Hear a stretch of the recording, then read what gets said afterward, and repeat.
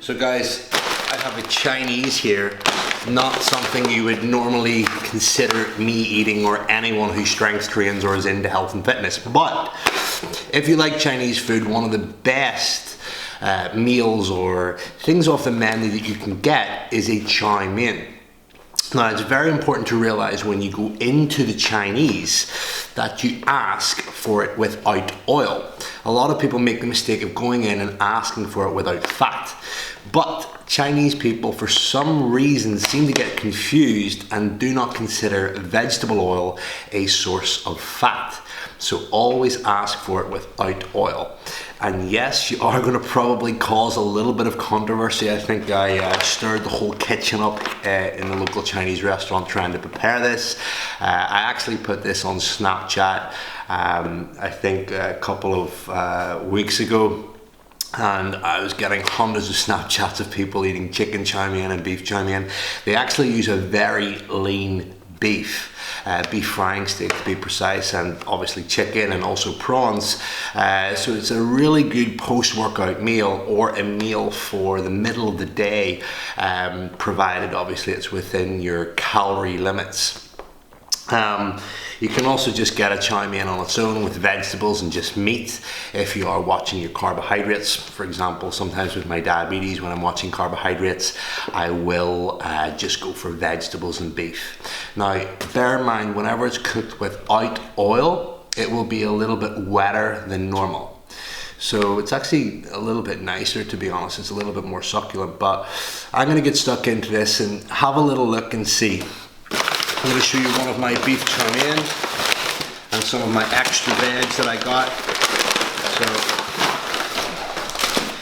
I'm going to be sharing this second one with someone, so they're not all for me, but as you can see, it's pretty much lean beef. There's not much marbling on that.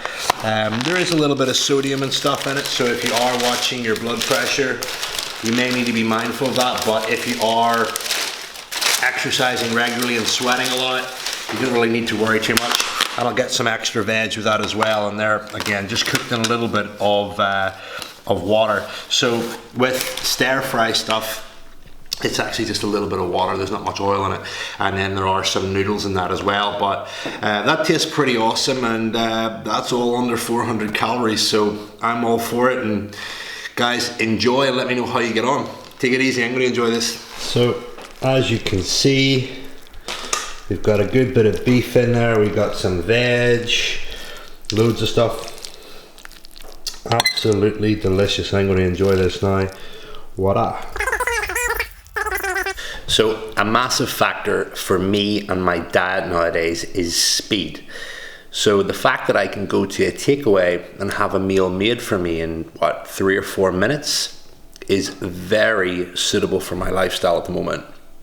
So with traveling, with business, with work, I need quick access to food. So that's sometimes why I will buy out of a takeaway.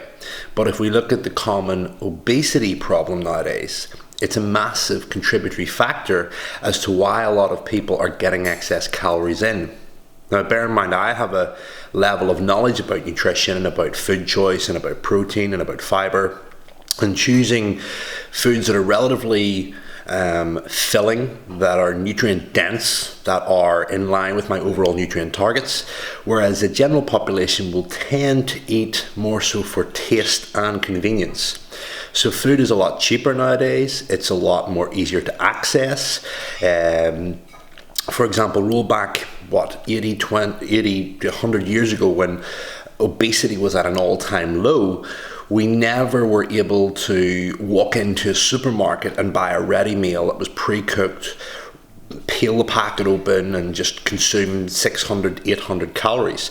We weren't able to stop at Chinese takeaways. So if you look at the availability of food now, it's so much easier to access. And with that, it has driven calorie consumption up.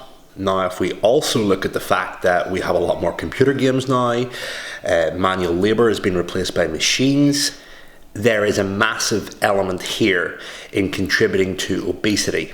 So there's no real too many carbs, too much sugar, too much artificial additives. It's a combination of improved access to food, improved cost of food, food marketing, reduced manual labor, an increase in workplace mechanization.